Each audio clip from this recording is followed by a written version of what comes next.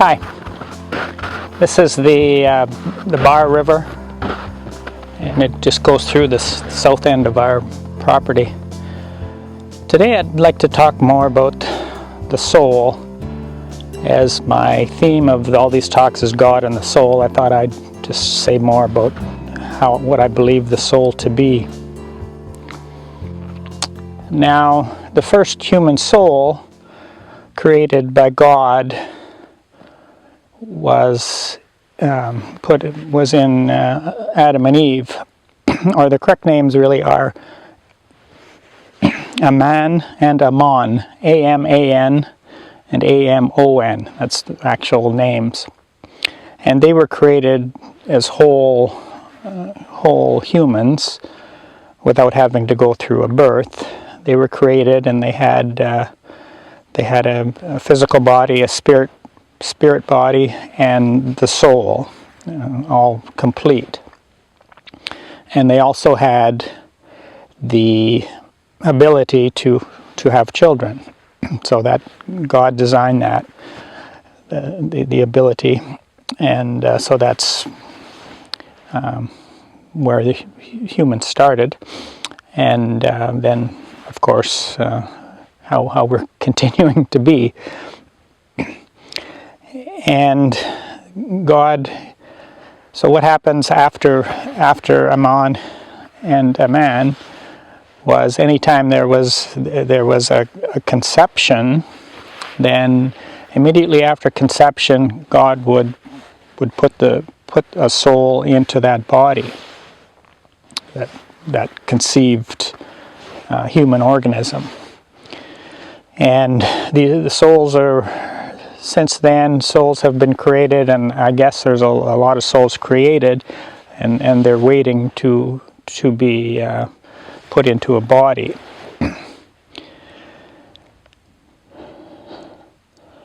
Now, the interesting thing is that the soul that's created, that God's created, has two parts to it. It has a masculine part and a feminine part, and only half goes into the conceived body. The other half will go into another conceived body. So we are all really half a soul, and we have a soulmate somewhere. And we don't generally on the earth, we're not, maybe at certain times throughout our history, if people were more spiritually advanced, they may have been able to recognize their soulmate more than we can. I'm pretty doubtful that there's many people who meet their soulmate while on earth. I think almost always it's after our body passes away and we are in the spirit world, then when we advance far enough that we can actually recognize another soul, that's when we would recognize our soulmate. So soulmates don't tend to get together, or hardly ever, until they are in the spirit world and they have progressed far enough that they're able to recognize that. We probably just cannot recognize. We might have met our soulmate, we might have married our soulmate, but we hardly would ever know that it is our soulmate until we have progressed. Now, I say masculine and feminine, and that holds true. However, there is some souls that are both pairs are male, and some souls both pairs are female. Now, it still would hold true that there would be more, one or the other would have a more masculine nature, and one would have a more feminine nature. But Jesus says about 10% of people are born with the same sex soulmate. And Jesus also said that he said that God does that. One reason is because he doesn't want everyone to get the idea that the purpose of being created in a human body is to have children. That's not our grand purpose. Of course, that's what continues the human race to continue, but that's not the largest purpose.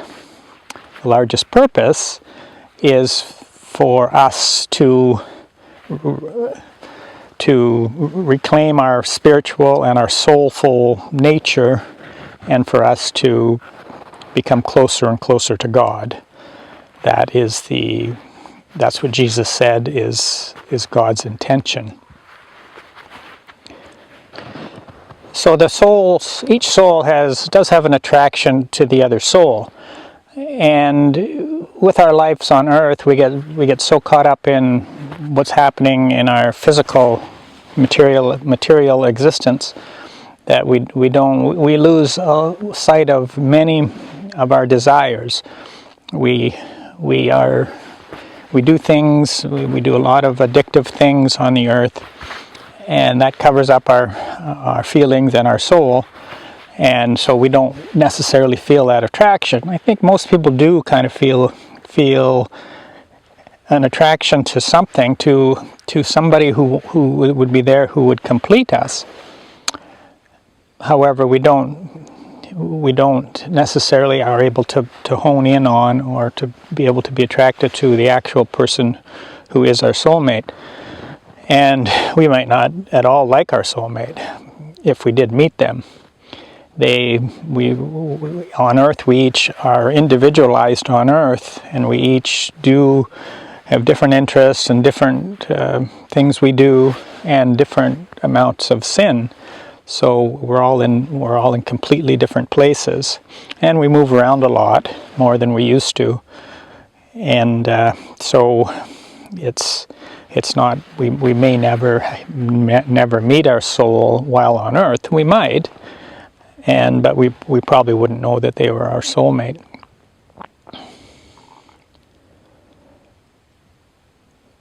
But we do when we are able to come together and in the spirit world. And generally, probably what happens is somebody will be in the spirit world first, or will have developed much higher in the spirit world than the other soulmate. So they can't just come together either, because there's a huge difference.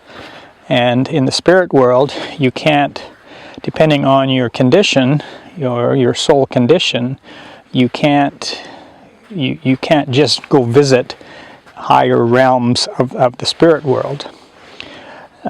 You can visit lower ones. So the higher developed soulmate may be able to look and know who their soulmate is in a lower condition, but they still wouldn't even necessarily approach them or try to let them know that they're soulmate, because they're just not in the spiritual condition to be able to recognize or to act on it, and it doesn't help for them to know.